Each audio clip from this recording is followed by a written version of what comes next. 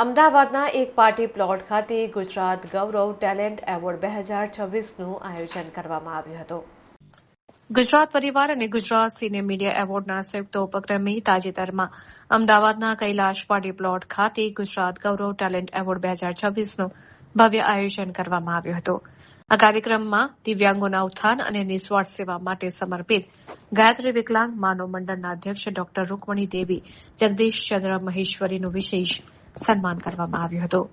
સેવા અને સમર્પણનો સંગમ ગુજરાત પરિવારના ફાઉન્ડર ચેરમેન અમિતભાઈ પટેલ દ્વારા આયોજિત આ સમારોહનો મુખ્ય ઉદ્દેશ દિવ્યાંગો પ્રત્યે હમદર્દી જગાડવી અને સમાજમાં તેમનો આત્મવિશ્વાસ વધારવાનો હતો. ડોક્ટર રૂકમણી દેવીને તેમની શ્રેષ્ઠ પ્રતિભા અને સકારાત્મક ઉર્જા બદલ અમિતભાઈ પટેલ તેમજ ગુજરાતી ફિલ્મોના જાણીતા કલાકારો અને એડિટરના હસ્તે મોમેન્ટો એવોર્ડ અને શાલ ઓઢાડીને ગુજરાતનું ગૌરવ તરીકે નવાજવામાં આવ્યા હતા. તો સન્માન સ્વીકારતા ડોક્ટર રૂકમણી દેવીએ જણાવ્યું હતું કે એક મંચ પર દિવ્યાંગોના કાર્યને બિરદાવવાથી સેવાની ભાવના વધુ પ્રબળ બને છે. નિસ્વાર્થ ભાવે કરેલી જનસેવાનો બદલો ઈશ્વર જરૂર આપે છે.